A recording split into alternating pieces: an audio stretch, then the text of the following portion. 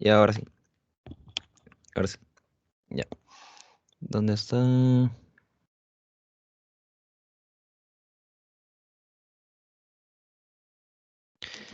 Ya chicos, entonces este último tema que entra en el parcial es manejo de tuberculosis, ¿ya?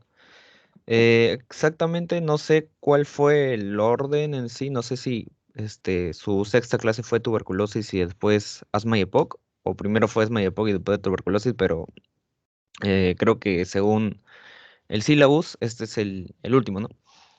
Entonces, eh, bueno, las reglas lo paso nomás porque igual ya saben. Y eso del cambio ya voy a ver estos días porque como estuve recién en exámenes y ya me estoy poniendo al día de todo, ya voy a ver de nuevo lo con respecto a la lista de los que están en espera y hacer el cambio, ¿no? Ya chicos, entonces empecemos con una introducción de lo que es un poco la tuberculosis, ¿ya? La tuberculosis en sí es una enfermedad infecciosa. Ya saben que se ocasiona por esta bacteria, que es el Mycobacterium tuberculosis, ¿no? Entonces, este se propaga por el aire, ¿ya? Su modo de infección es a través de lo que serían eh, a nivel microscópico, o sea, están dentro del esputo, no sé, nuestra saliva, y es a través de la tos, el estornudo, ¿no? Otras formas en sí de que se propagan por el aire. Puede haber una forma de prevenirlo, ¿ya? Esto es cuando se administra la vacuna antituberculosa de la BCG, pero este ya son una prevención más de tuberculosis, pero que no sea afección pulmonar, ¿ya? O sea, igual si tú tienes una tuberculosis pulmonar, igual te va a dar aunque tengas esta vacuna. Eh, con respecto al diagnóstico, pero ya hablando un poco de epidemiología, ¿ya? El diagnóstico en sí de la tuberculosis ha retrocedido 10 años. ¿Y esto por qué? Porque, y hablando solamente del Perú, eso sí. ¿Por qué? Porque en la pandemia, como se ha habido ese modo de estar solamente en casa y no había muchos avances, solamente ha habido como que los avances hablando de lo que es en COVID, ya no ha habido tanto en tuberculosis, es por eso que se retrocedió un poco en estos métodos de diagnóstico. Ya.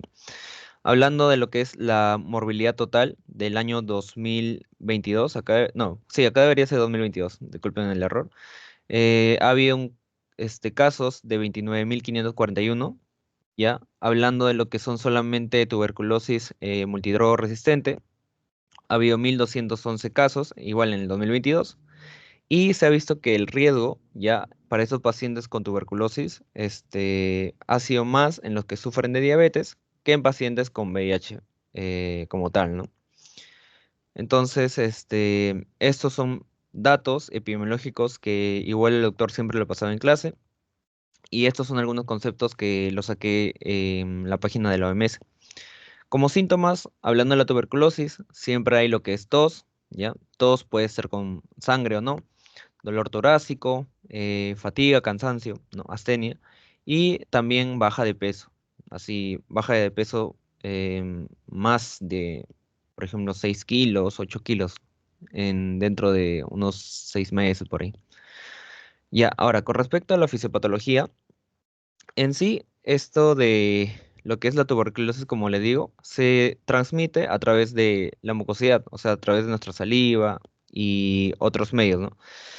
Esto se lo conoce también, ya hablando de la saliva, como las gotas de Fluch, ¿ya? Que miden más o menos de 10 a 100 micras.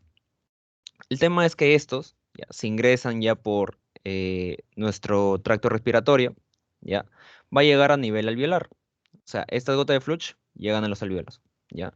Y dentro de los alvéolos, porque ahí básicamente ya en los alvéolos nuestro sistema inmune va a detectar este agente que es el Mycobacterium tuberculosis, se activan lo que son los macrófagos alveolares, ¿ya? Estos van a ir al Mycobacterium y ya cuando una vez que los detectan y por decirle, las encierran, forman el fagosoma, ¿ya? Este es el fagosoma donde ya está como que los macrófagos y dentro de ellos está el micobacterio. Ahí totalmente inactivo, por así decirlo. ¿Qué pasa? Acá se unen más los agentes inmunitarios, ¿ya? Acá ya actúan las células T, las células B, ¿ya? Y todos estos agentes, ya junto al fagosoma y todo lo demás, forman el granuloma, ¿ya? El granuloma es básicamente ya con el Mycobacterium, con el macrófago que lo encierra, con las células B y T y un montón de agentes inmunitarios. Y este granuloma, por así decirlo, es como le digo, está aún inactivo. O sea, es como que solamente nuestro sistema inmune está encerrando al Mycobacterium tuberculosis, pero está totalmente inactivo. Y se encuentra dentro de acá, a nivel alveolar. ¿Ya? ¿Qué pasa? ¿Cómo es que en sí una persona ya presenta los síntomas? ¿Cómo es que en sí ya podemos decir que está infectado? Y lo que pasa es que mayormente esto ocurre en pacientes inmunodeprimidos. En pacientes inmunodeprimidos, lo que ocurre es que este granuloma se rompe, ¿ya? Es muy propenso a que se rompa con facilidad.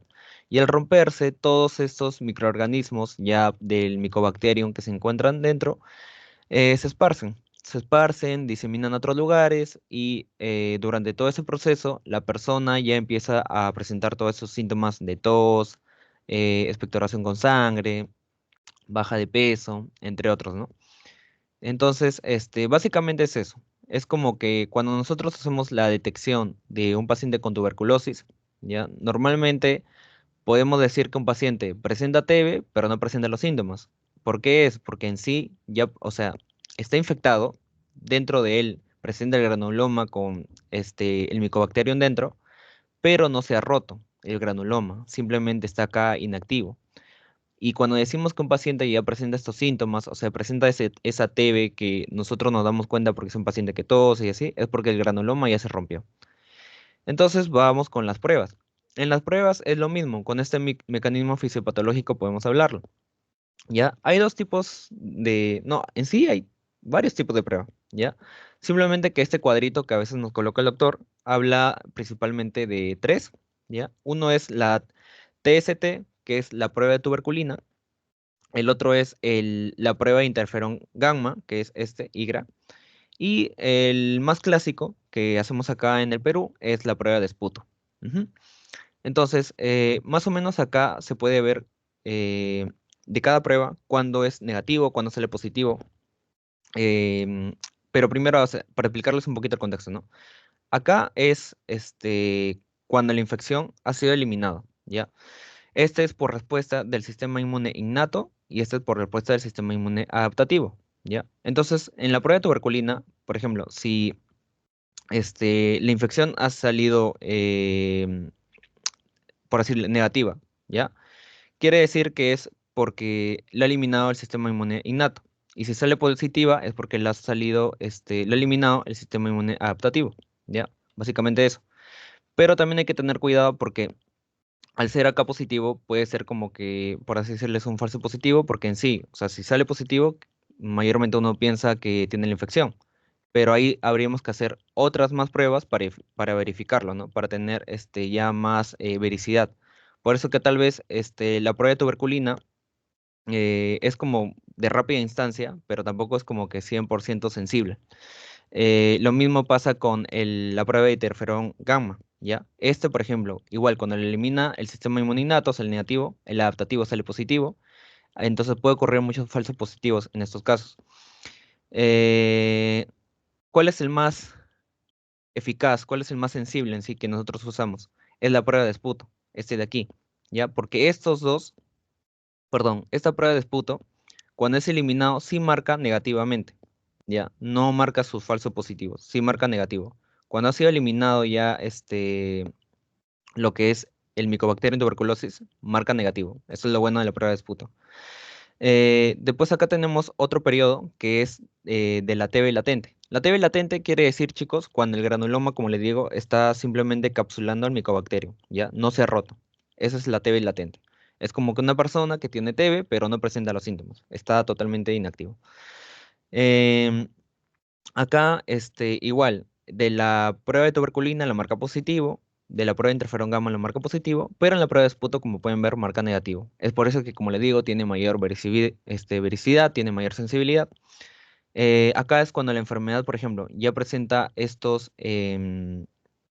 los síntomas, ya presenta síntomas, es la TB subclínica, y acá ya el granuloma de por sí ya se rompió, ¿ya? El granuloma, para que uno presente síntomas, el granuloma ya tuvo que romperse, ¿ya? El Mycobacterium ya tuvo que diseminar a otros órganos o está en proceso de diseminación.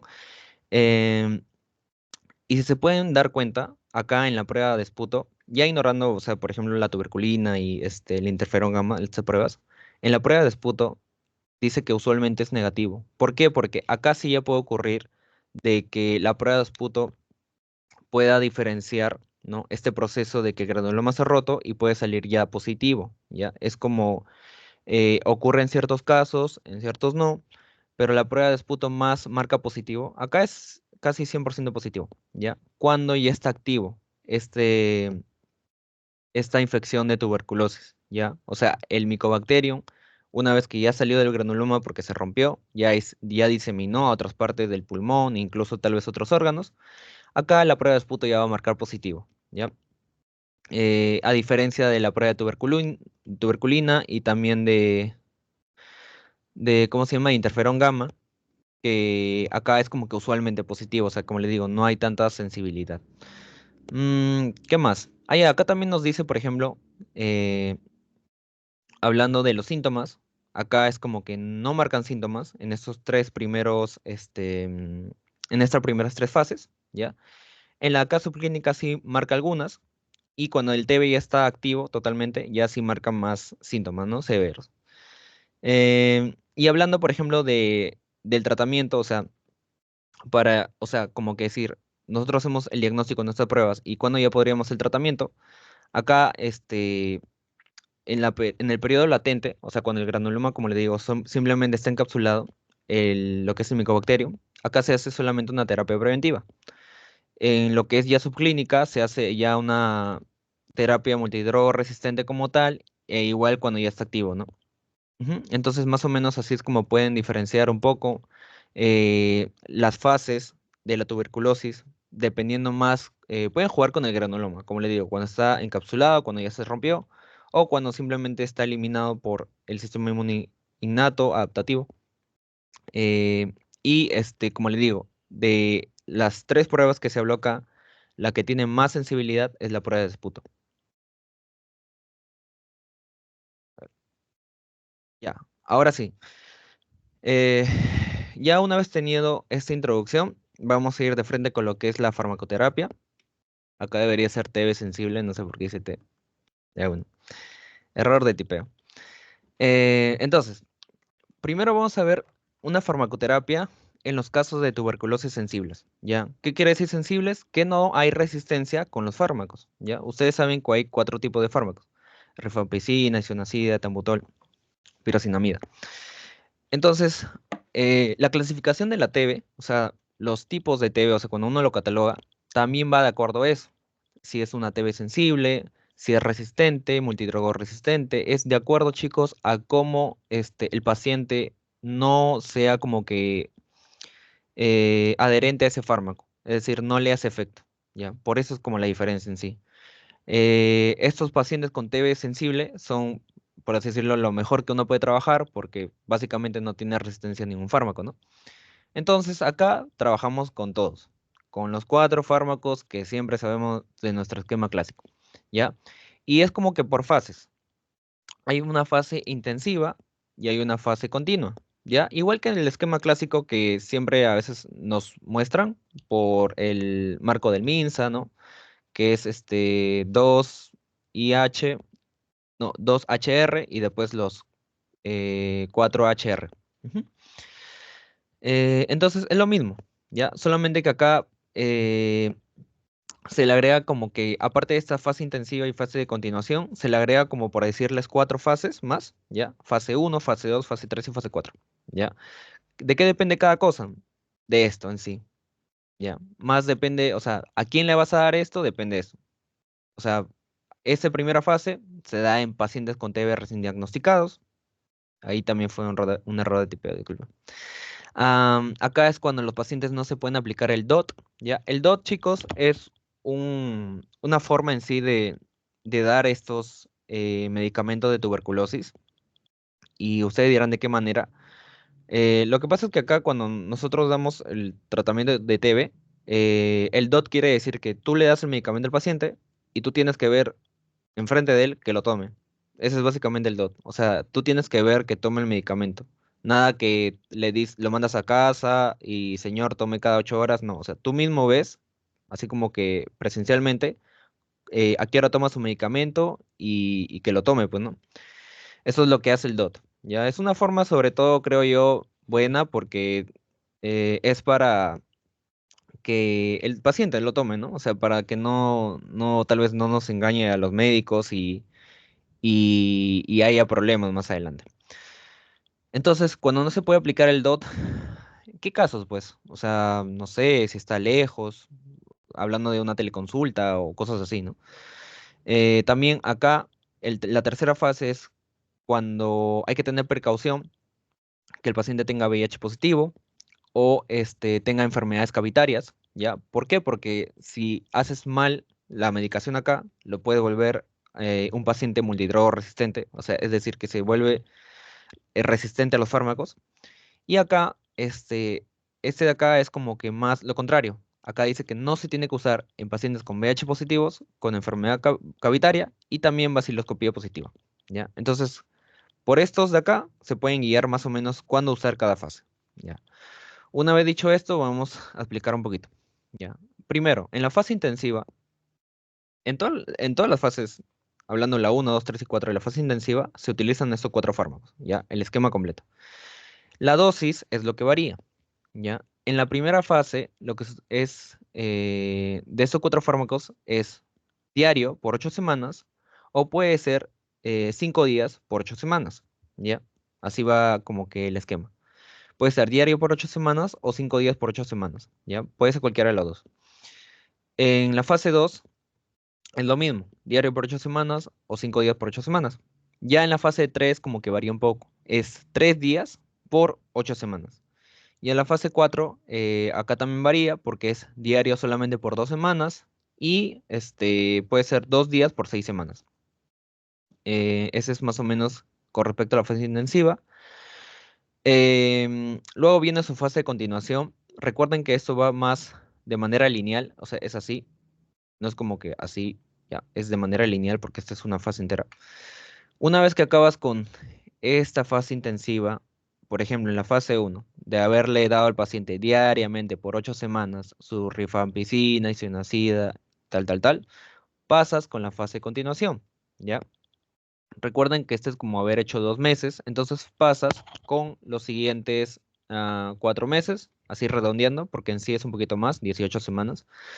¿Qué solamente le das? Acá ya solamente le das isoniazida y rifampicina, ¿ya? Como le digo, es como el esquema clásico en sí.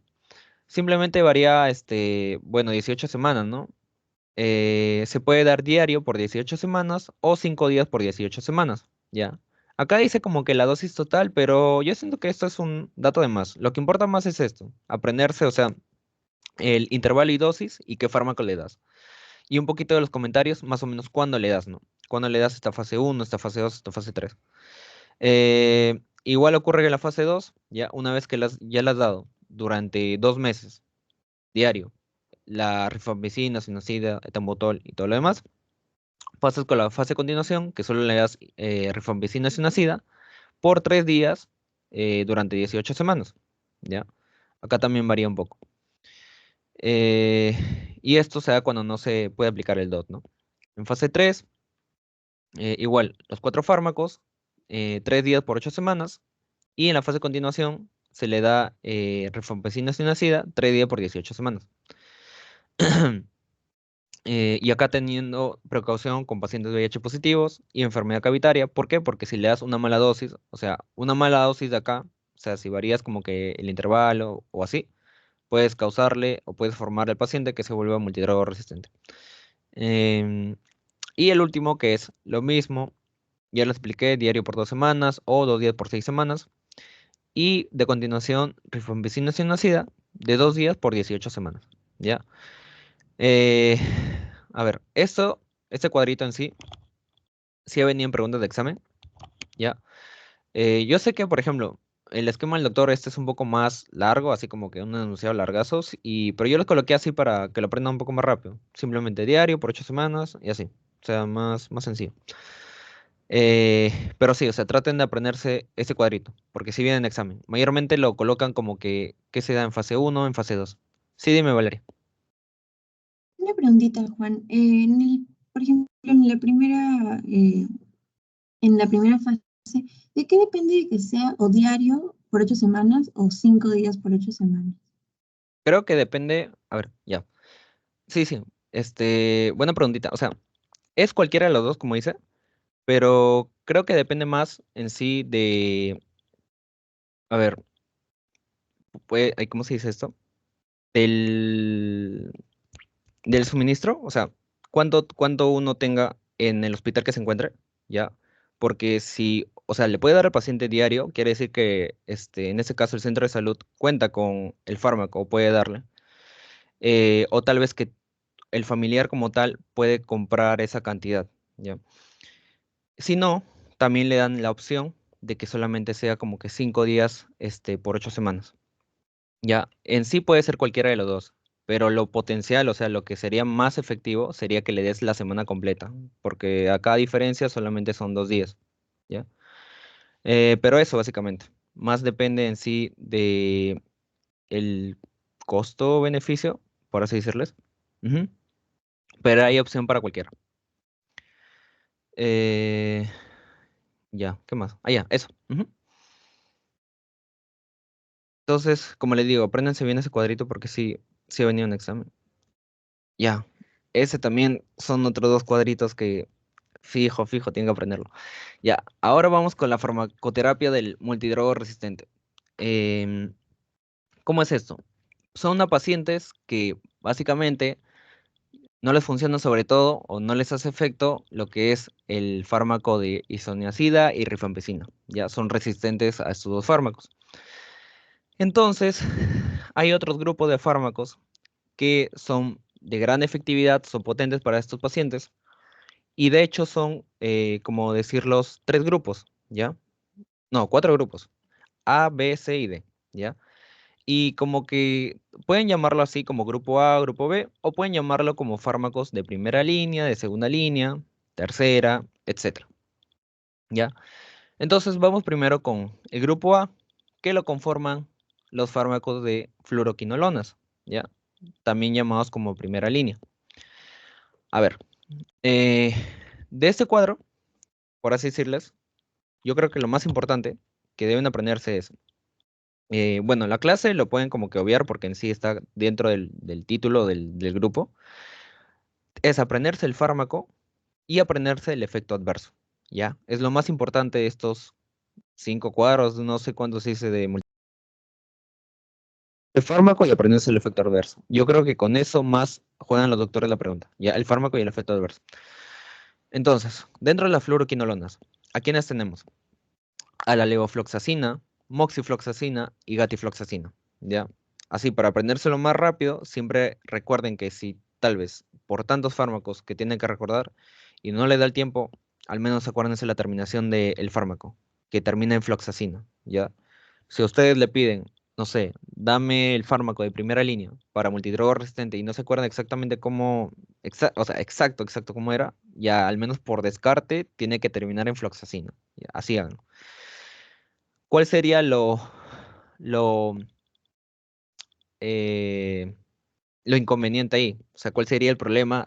Variando la pregunta. Si les pregunta el efecto adverso, ¿ya? Ahí sí ya es un problema.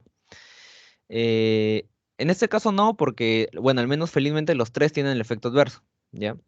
Pero hay algunas preguntas que sí algún fármaco tiene su efecto adverso específico y eso ocurre más en el grupo C y D, si no me equivoco.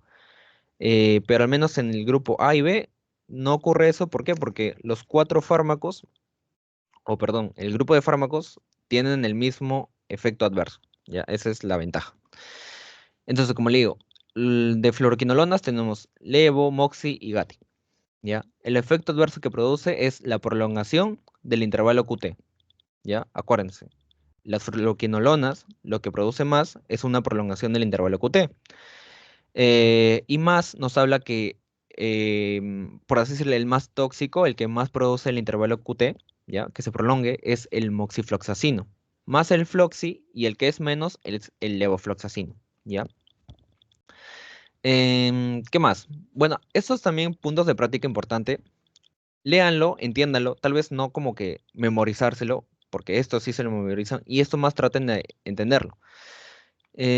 Acá nos dice que al monitorear el intervalo QT, se combina con otros agentes que prolongan el QT. No, de hecho, esto está mal tipiado, me parece. O sea, lo que debería hacer acá es como que estos fármacos, ya, al combinarse con otros, prolongan más el QT, ya, por así decirlo. Y nos pone como ejemplo la bedaquilina o la clofazimina, ¿ya? O sea, estos dos, si por ejemplo combinamos estos con estos dos, ya, o sea, ocurre un efecto mucho más potente de que prolongue el intervalo QT. ¿Qué más? Acá nos dice que la levofloxacina es la fluoroquinolona de elección en regímenes que contienen bedaquilina. Ujú. Entonces es más como dato, creo yo, porque en sí lo que preguntan más los doctores es el efecto adverso de por sí de el fármaco. ¿Ya? En ese caso de las fluoroquinolonas, se prenden los tres y ¿qué ocurre? Prolonga el intervalo QT. ¿Qué más? Después tenemos el grupo B. ¿Ya? Estos son los inyectables, también conocidos como segunda línea. ¿Ya? Clase, estos son aminoglucósidos, ¿ya? Y acá tenemos cuatro fármacos: la kenamicina, amicacina, eh, capreomicina y también streptomicina, ¿ya? Igual, para aprendérselo más rápido, todos acaban en micina o cina, pero por ahí ya lo saca más o menos, ¿no? Si en caso, como le digo, ocurre tal vez el hipotético caso que, no sé, entran en crisis, se olvidan, háganlo con la terminación siempre. ¿Qué efecto adverso produce estos inyectables de segunda línea? Producen nefrotoxicidad, ¿ya? Producen nefrotoxicidad, producen ototoxicidad y producen alteración de los electrolitos, ¿ya? Em, a ver, igual que acá, con la combinación de la bedaquilina y clofamicina, que si combinas con esto de acá, produce un efecto más potente, en este caso prolongación del intervalo QT, lo mismo ocurre acá. Si tú combinas estos de aquí con, por ejemplo, el tenofovir o el afotiricina B, produce un efecto más potente hablando de ser nefrotóxicos. Ujú. Recuerden que estos ya de por sí causan nefrotoxicidad, pero si los combinas con estos dos, causan un efecto más potente de nefrotoxicidad. Y hay que usarlo con precaución en pacientes con diabetes mellitus y enfermedad renal. ¿Ya? Enfermedad renal creo que es un poquito obvio por lo mismo que causa esta alteración, ¿no? Pero igual no se centren mucho tampoco en la nefrotoxicidad, o sea, siempre recuerden ototoxicidad, alteración de electrolitos, por si acaso, ¿no? Pero el más común es que causa esto. Ujú. Ya. Entonces, así de manera de repaso, porque así deben de repasarlo así súper rapidito. Grupo A, primera línea, fluoroquinolonas. Tenemos estos tres que causan prolongación del QT. Si se combinan con estos dos, causa un efecto más potente, ¿ya? Y recuerden que el MOXIE es más potente que el EO. ¿Qué más? Después tenemos el grupo B, segunda línea, inyectables. Los fármacos que tenemos son estos. El efecto adverso que puede producir, más común, nefrotoxicidad, pero de ahí tenemos también ototoxicidad, alteración de electrolitos. Y hablando de combinación, o sea, cualquiera de estos con tefonovir o anfotericina B puede causar un efecto más potente de nefrotóxicos. Y hay que tener cuidado con pacientes como que tengan diabetes mellitus o enfermedad renal. Ahora vamos con el grupo C, ¿ya? No sé si exactamente puede ser llamado como tercera línea, pero mayormente, o sea, lo catalogan así como agentes básicos de segunda línea, ¿ya? O sea, ojo, los inyectables son segunda línea netamente, ¿ya? Estos son como agentes básicos de segunda línea. Traten de diferenciarlo un poco, porque en sí, segunda línea de por sí es el grupo B, ¿ya? ¿Qué tenemos aquí? Eh, Esto lo conforman los tiamidas, no, los tioamidas, ¿ya? Y tenemos dos fármacos, el etionamida y protonamida. ¿Qué causan estos dos? Náuseas, vómitos y también lo que es hipotiroidismo, ¿ya? Acá como que de centrarse más, podría ser el hipotiroidismo. Causa más estos fármacos de acá. ¿Qué tenemos en punto de práctica importante? Si las náuseas y los vómitos persisten, hay que considerar lo que es hepatitis o pancreatitis inducida por fármacos. Y también hay que monitorear los niveles de hormonas estimulantes de la tiroides en pacientes que reciben lo que es etionamida. ¿Por qué? Porque, como les digo, o sea, estos fármacos son propensos a causar esto de hipotiroidismo. Por eso, como que cada vez que sea este fármaco, hay que monitorizar la, la hormona tirosina, ¿ya?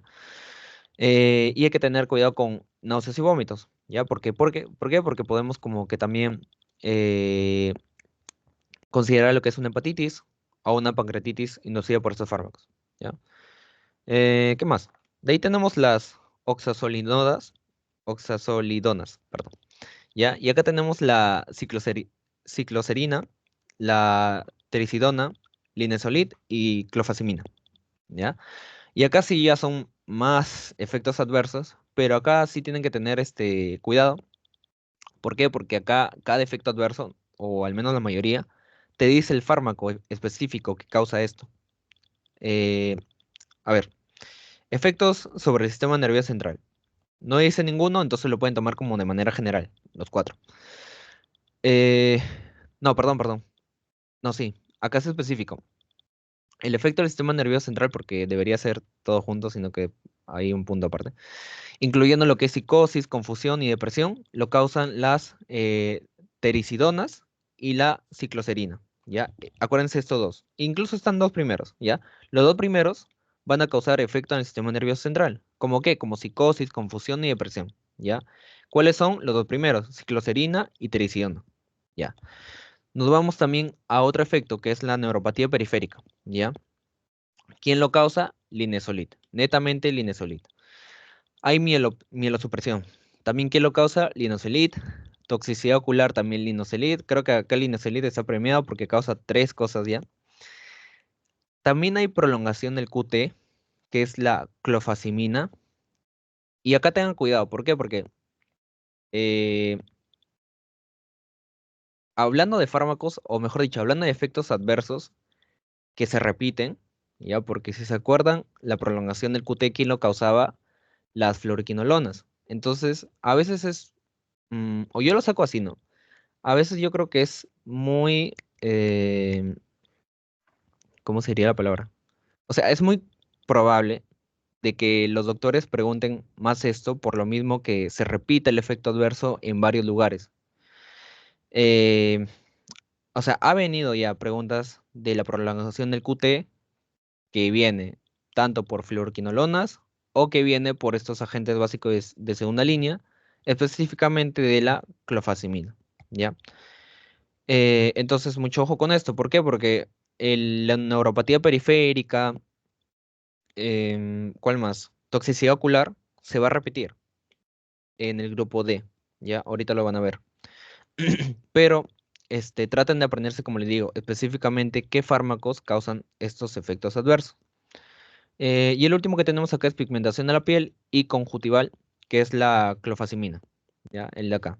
Creo que de hecho, o sea, lo bueno de este orden es que literalmente lo han hecho, o sea, valga la redundancia, en orden. Efecto del sistema nervioso central es los dos primeros. De ahí pasamos con neuropatía periférica, mielosupresión, toxicidad ocular, es solamente linezolid. Y ya pasamos con prolongación del QT y pigmentación de la piel conjuntival, es clofazimina, ¿ya? Entonces también por ahí pueden como que un poco más rápido verlo así de manera común. Y esto de aquí, a ver, hablando de puntos importantes, ¿ya? Hay que evitar el uso concomitante del linezolid con sidobudina, también estabudina o didanosina, perdón. Y si se produce lo que es mielosupresión, hay que suspender el uso de linezolid y transfundir según corresponda. Y también hay que controlar esta prolongación del QT cuando se use lo que es la clofazimina, o sea, acá lo vimos, especialmente cuando se combina con agentes que prolongan el QT, como quienes pueden ser, que ya lo vimos, con las fluoroquinolonas, ¿no? O incluso estos dos fármacos que también vimos en punto de práctica importante, hablando de las fluoroquinolonas.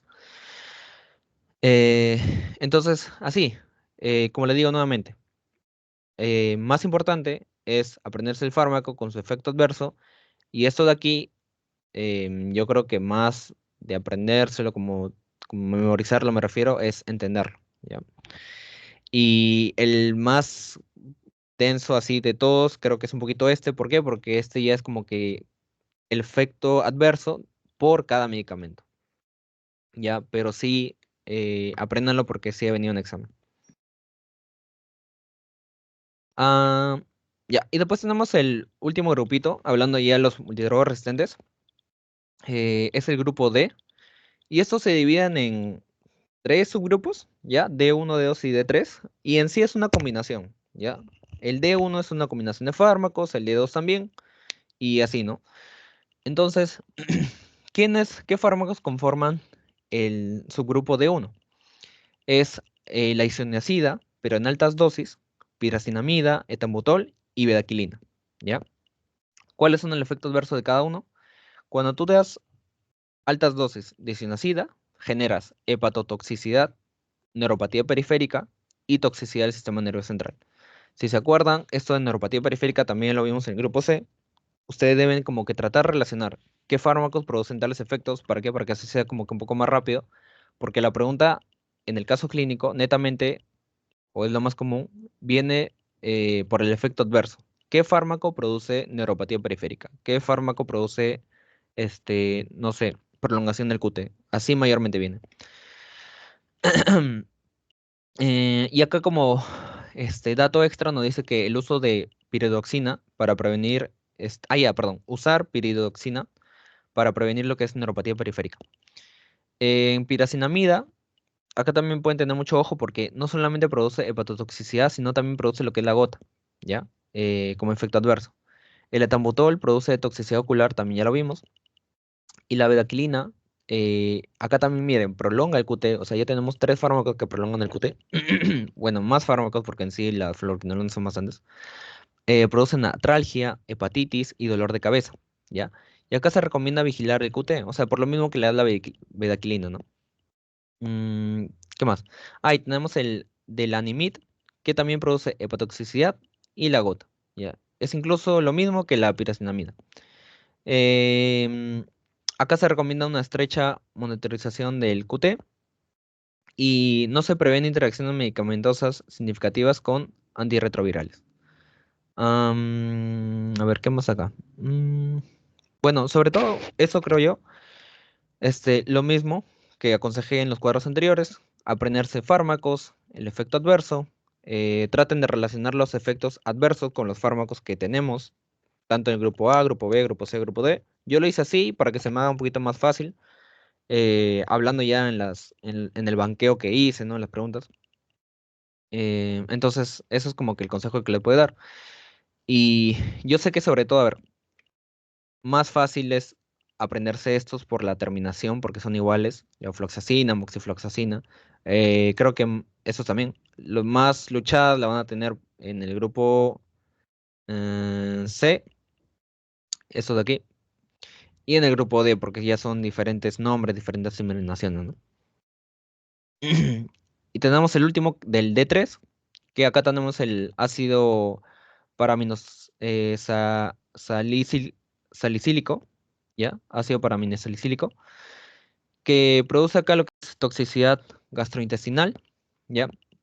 Y acá hay que monitorear los niveles de la hormona estimulante de tiroides en pacientes que reciben ácido aminosalicílico. También tenemos el imipenem más lo que es cilastatina o meropenem más clavulanato. ¿Cuál es el efecto adverso acá? Las convulsiones. Y hay que monitorear efectos adversos del sistema nervioso central. Y el último es la tiocetasona, y acá puede producir reacciones cutáneas graves, como el síndrome de Steven-Johnson, necrólisis epidérmica tóxica, especialmente en pacientes con infección por VIH, ¿ya? Em, y acá también, o sea, nos dice que hay que vigilar estrechamente las reacciones cutáneas graves y evitar usarlo si el paciente es VIH positivo. Ujú. Entonces, lo mismo que lo anterior, chicos, efecto adverso y fármaco, sobre todo. Mm, ya. Este de acá es ahora esquema clásico del MINSA, ¿ya? A ver, el esquema clásico del MINSA es, creo, lo más común. Se utiliza en pacientes, sobre todo, que son sensibles, no tienen resistencia a los fármacos. Esto está en el marco normativo de la MINSA, ¿ya? ¿Qué nos dice este? Esto rige para todos los peruanos, ¿ya? Hablando de los fármacos. La norma técnica de salud para el cuidado integral de las personas es para pacientes con tuberculosis, también a su familia y a la comunidad en sí. La finalidad de este marco normativo del MINSA, hablando de lo que es la TB, de este esquema clásico, es contribuir a la disminución de la morbilidad y también mortalidad por tuberculosis en el país, ¿ya? Y también hay dato de que el Estado peruano brinda detección, diagnóstico y tratamiento gratuito, ¿ya? Para las PAT en todos los establecimientos de salud a nivel nacional, ¿ya? Eh, entonces, bueno, hablando un poco del esquema clásico, ¿no? O sea, obviamente si la pregunta le viene, ¿cuál es el esquema clásico del MINSA? Tendrían siempre que ir, creo que las alternativas sí iban así, o sea, iban como que dos rifampicina cinacida, etambutol, perdón, y después cuatro de rifampicina durante 3 días y cinacida durante 3 días a la semana. ¿Cómo es esto? O sea, esto de dos quiere decir el número de meses, ¿ya? Número de meses y cuando no tiene ningún numerito abajo, quiere decir que se da diario, ¿ya? Se da diario este fármaco. O sea, se da diario estos 4 fármacos durante 2 meses. Es como el primer cuadro que vimos al inicio del esquema para TB sensible. Es parecido, simplemente que lo que variaba ahí es que decía 18 semanas y acá es más específico como que 4 meses. Yo lo relaciono como de que 16 semanas, o no sé si hay como un exacto de semanas, pero acá simplemente es 4 meses. Entonces, acá sea como que durante 4 meses ya solamente es rifampicina sin nacida, y acá este 3 quiere decir como que sea 3 veces a la semana. Mm, ya. Y acá, bueno, nos dice básicamente cuáles son los fármacos, ¿no? Cuáles son sus nombres. Ahora, eh, sé que este es un poco, eh, son esquemas muy densos, o sea, a primera instancia se ven muy densos, pero que sí o sí tienen que aprender los chicos porque también ha venido en preguntas de examen. Eso es, creo, por así decirles, un poco lo malo de tuberculosis, porque creo que tuberculosis es el tema donde sí te puede venir cualquier esquema, ya te puede venir cualquier esquema, y creo que es el tema, ¿no? Donde sí te preguntan dosis. Ya, en tuberculosis sí suelen preguntar dosis, a diferencia de los temas pasados que vimos con las semanas. En TB sí es muy común que te venga dosis. Ya, entonces, este esquema es para los pacientes con TB latente, en que tienen que recibir lo que es la terapia preventiva de TB y se ha descartado la enfermedad de tuberculosis activa. ¿Ya?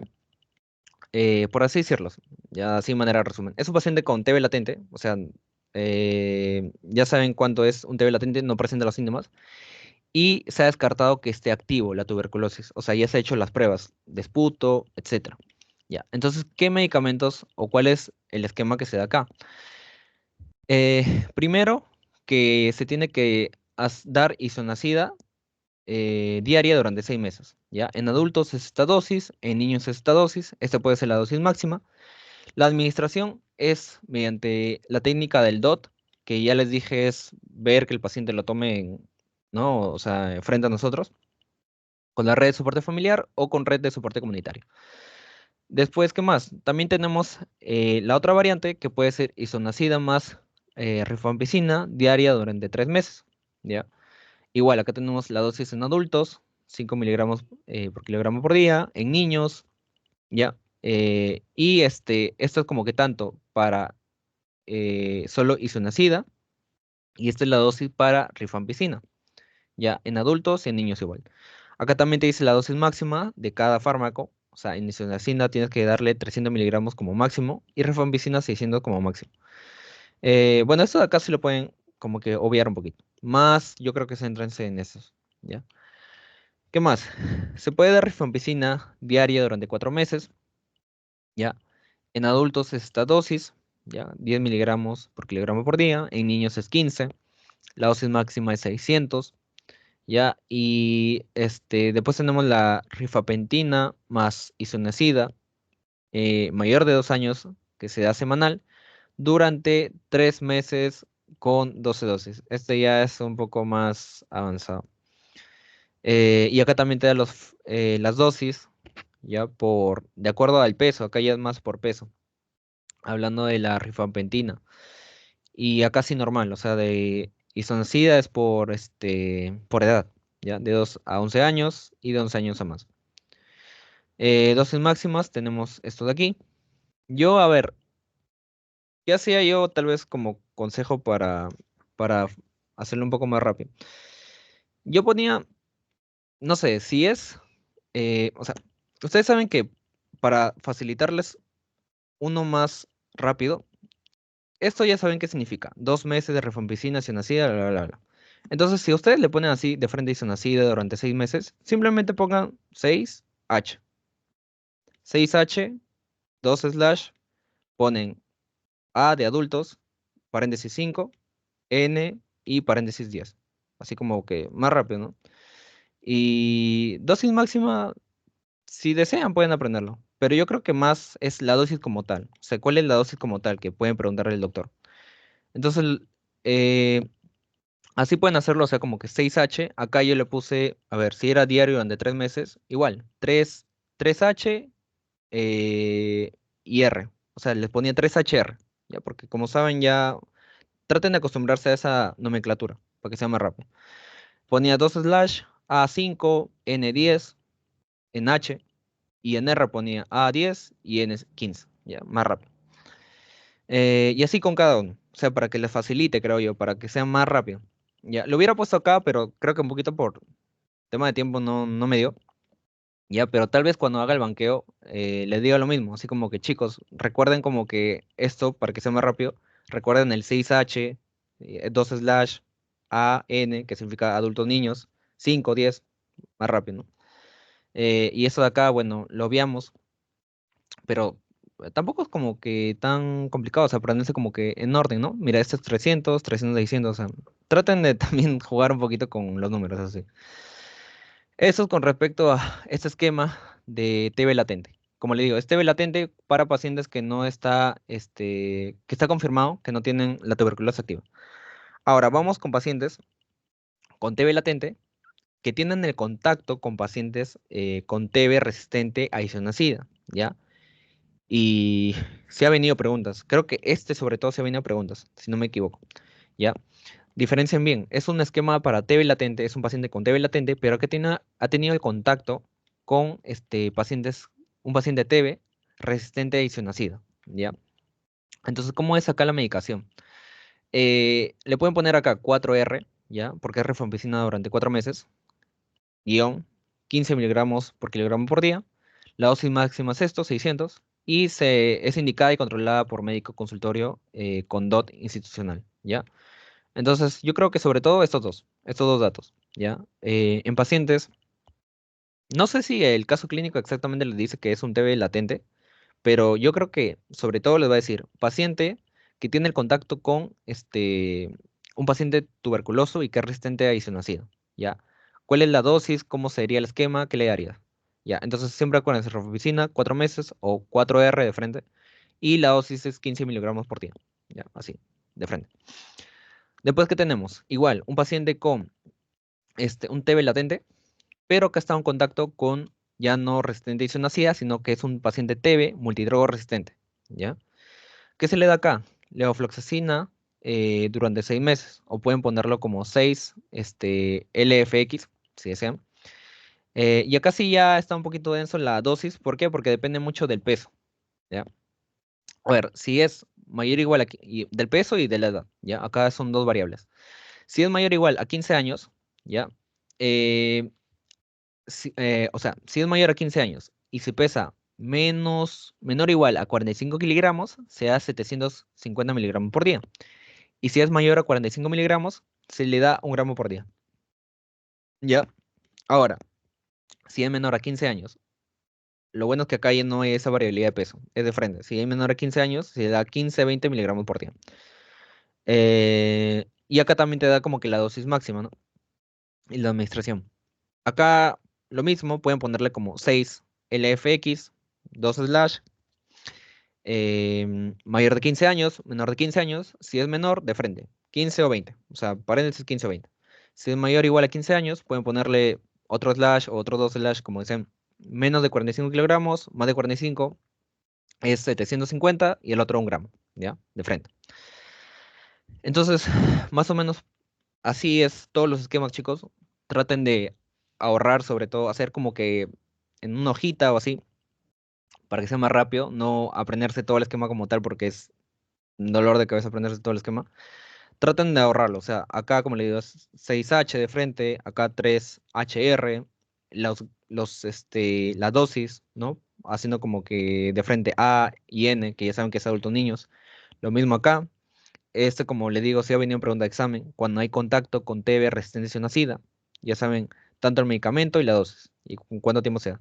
Y cuando está en contacto con multidrogo resistente, en este, igual el medicamento, el tiempo te da acá y la dosis, ¿ya? Eh, pero también, como le digo, lean bien la pregunta. Estos pacientes de por sí tienen que ser latentes, ¿ya? O sea, al menos el caso, yo me imagino que te debe decir que es un paciente latente, ¿ya? Y debe estar en contacto con esos para recién acordarse que debe darle este fármaco. Mm, ya, ese también, estos, sí, no es lo mismo, pero es lo mismo, ¿no? No. Sí, estos dos son lo mismo. Ya, estos dos son lo mismo, solamente que acá le agregué VIH y bueno, me olvidé. Ya, a ver, expliquemos estos dos y después vamos con el de VIH. Ya, a ver, si se dan cuenta, acá ya no es un TB, ¿cómo era acá? Un TB latente, sino es acá TB sensible. Traten de diferenciar qué tipo de paciente tuberculoso estamos viendo de acuerdo a los esquemas. Estos dos, o mejor dicho, estos tres, son para pacientes tuberculosos latentes. Este de acá es para paciente sensible y que no tiene VIH. ¿Ya? ¿Qué más? A ver, nos dice, el esquema de TB sin infección por VIH. Indicaciones es para TB pulmonar, pacientes con TB extrapulmonar, excepto con provisión miliar, sistema nervioso central y esto es osteoarticular, ¿ya? Y es para pacientes nuevos o antes tratados, ¿ya? Que hayan tenido recaídas y pérdida en seguimiento recuperado, ¿ya? Entonces, estas son dos fases, ¿ya? Es como el esquema clásico, pero sí hay no sé si acá hay una variación, a ver. No, sí, este es literalmente el esquema clásico, chicos. En pacientes con TB sensible o simplemente TB que no tienen VIH, se le da lo que ya sabemos, el 2-HREZ, ¿ya? O sea, 2 meses isoniazid, rifampicina, etambutol, piracinamida diariamente. Y se le da luego la continuación de 4 meses isoniazid, rifampicina 3 veces por semana. O sea, literalmente es este de acá, a lo que voy, ¿no? Es este de aquí, es lo mismo. O sea, se podría catalogar que esto, por ejemplo, el esquema clásico se le podría dar también a pacientes que no tienen VIH, ¿ya? Es literalmente lo mismo, si se dan cuenta. Eh, ¿Dónde va a variar? En pacientes ya con VIH, pero ahorita lo vemos porque está acá. Me parece, o no. Sí, sí, ahí varía. Ahí es la variación, ya venía en pregunta de examen. Ya. Acá tenemos el esquema para tuberculosis miliar o extrapulmonar con compromiso del sistema nervioso central u osteoarticular. ¿Ya? Eh, bueno, pueden leer esto de aquí, pero lo que importa es esto. ¿Ya? La primera fase y la segunda. En primera fase tenemos, es lo mismo, los 2 meses de los 4 fármacos, isoniazid, rifampicina, diario, y acabaría, si se dan cuenta. Acá ya no es 4 como lo vemos siempre, simple, perdón, siempre, y que es 3 veces por semana. Acá es durante 10 meses, igual, rifampicina es una sida, pero se da diario. O sea, es 10 meses y encima diario. Esa es la variación, ¿ya? Entonces, si les pregunta, ¿qué esquema se le haría para un tuberculosis miliar o extrapulmonar con compromiso del sistema nervioso central? Así, acuérdense de este esquemita, ¿ya? Eh, Traten de ponerla a un costado, o sea, escribirlo sobre todo, el 2HRZ, 10HR, ¿ya? Ustedes ya saben que es diario cuando no tienen ningún numerito abajo, Entonces, como les digo, esta forma del esquema clásico de nomenclatura ayuda bastante, creo, a aprenderse los esquemas acá de tuberculosis. O sea, sí es una forma muy rápida de aprenderlo. ¿Qué más? Entonces, el que es TB sensible sin VIH es como el esquema clásico. Para TB miliar ya varía. No en la primera fase porque es lo mismo, sino en la segunda. Es 10 meses y encima es diario. Ya, estos dos ignoramos porque literalmente es lo mismo que vimos anterior. Vamos con este, ¿ya? Acá es un TB sensible con infección por VIH, ¿ya? ¿Qué es lo que varió? Si se dan cuenta, en la primera fase es lo mismo, igual, 2 meses, diario y los 4 fármacos. Acá sí varía, un poco, porque es igual. Tú dices 4 meses, no está variando. El HR, es lo mismo, pero en realidad acá es diario, a diferencia del anterior. O sea, el esquema clásico que nosotros sabemos que le damos a un paciente que es sensible es 2 meses diario, los 4 fármacos, y los otros dos de rifampicina nacidas por 4 meses y 3 veces por semana. En cambio, acá es 4 meses y es todos los días, diario. ¿Ya? Entonces tengan presente esa variación que hay cuando no hay VIH y cuando hay VIH. ¿Ya? Y bueno, del miliar, ya saben, la variación es que es em, la primera fase es igual, pero la segunda sí varía 10 meses y diario. Mm, a ver, espera. Ya. Ahora vamos con la clasificación de medicamentos para tratamiento de TB drogoresistente. ¿Ya? Son 3 grupos. Acá no te pregunta, perdón, acá no te pregunta, perdón, acá no te dice la fase, o mejor dicho, las dosis. Simplemente te dice como que los grupos de medicamento que se dividen en tres. Entonces, yo creo que por ahí la pregunta podría ser de, hablando de multidrogos resistentes, ¿qué fármacos pertenecen al grupo B? ¿Qué fármacos pertenecen al grupo A? ¿No? Algo así. O sea, yo trato de como que relacionarlo de esa manera, porque como le digo, la norma técnica, todos estos esquemas son de la norma técnica del MINSA, chicos.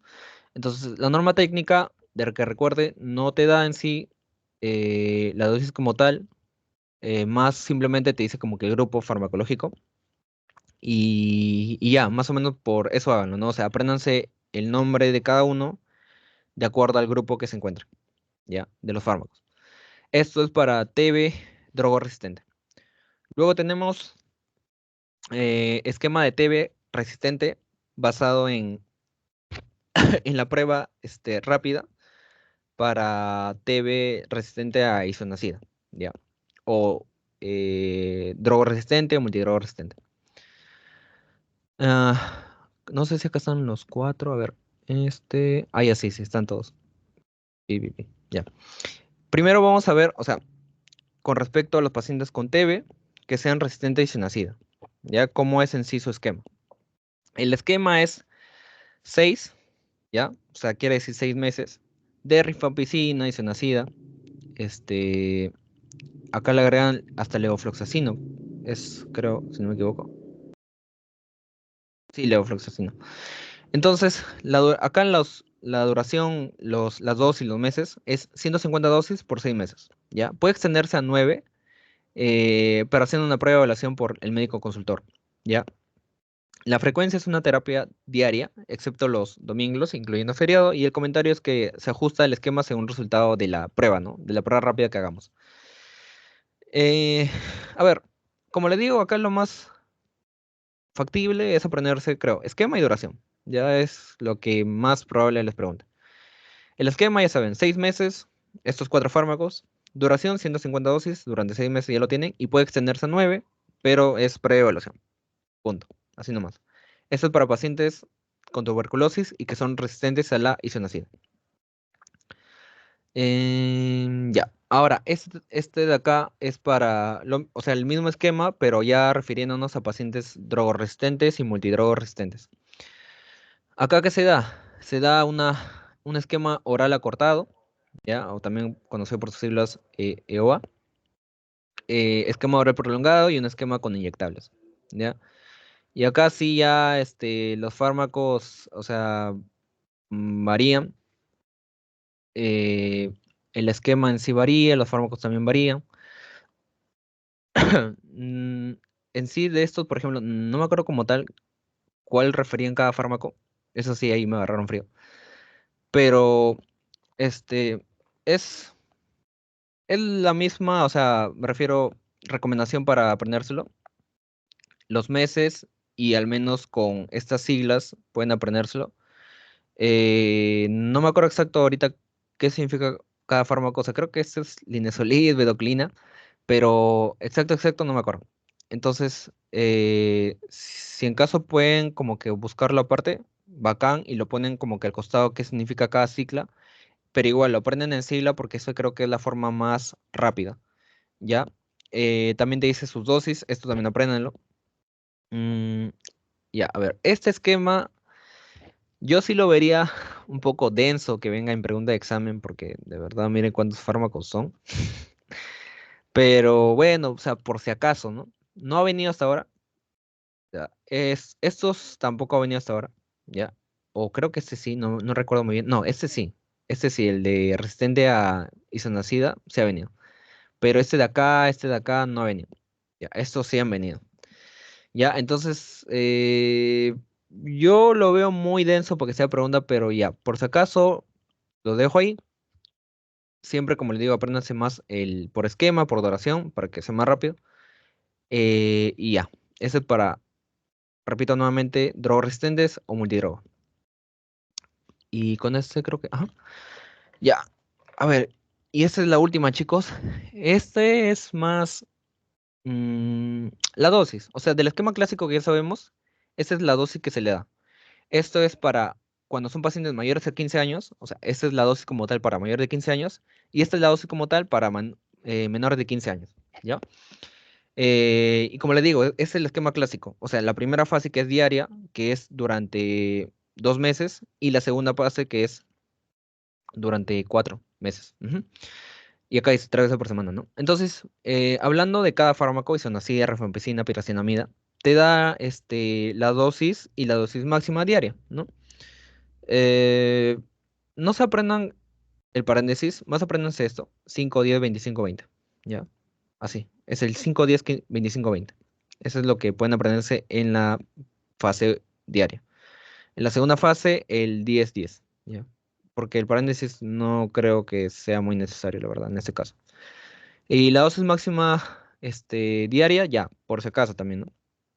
También apréndanlo. Pero sobre todo la dosis normal que se da en cada fase. En la primera diaria, en la segunda 3 veces por semana. 5 10 25 20 y 10 10. Isoniazida, rifampicina, piracidamina, tamutol. Y acá cuando ya es menor de 15 años, sí varía. Ya, sí, acá varía un poco. Es 10 15 35 20. Y acá es 10 15. Ya, esa es la variación.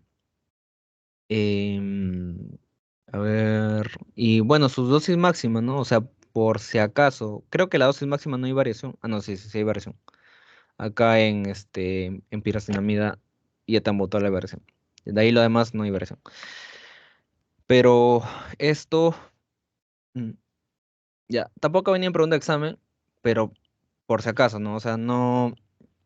Yo me acuerdo que lo único que hice es igual, poner como que la letra y su paréntesis. O sea, su dosis normal.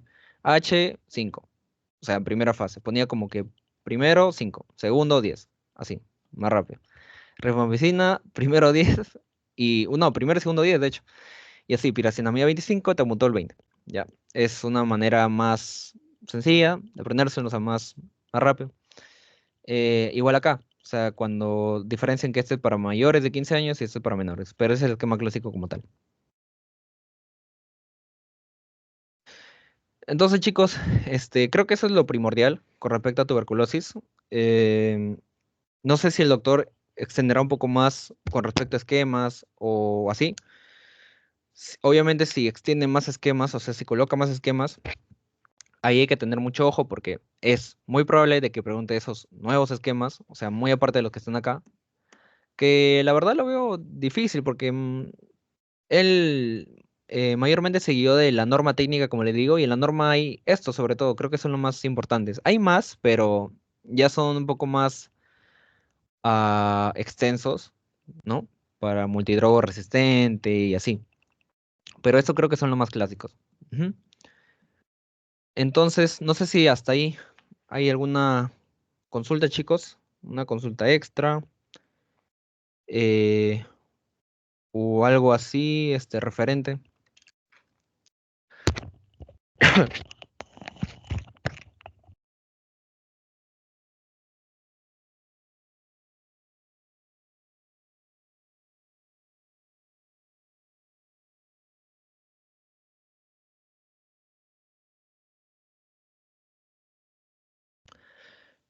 Bien, entonces, si no hay consultas, pasaríamos ya con el pase de lista final.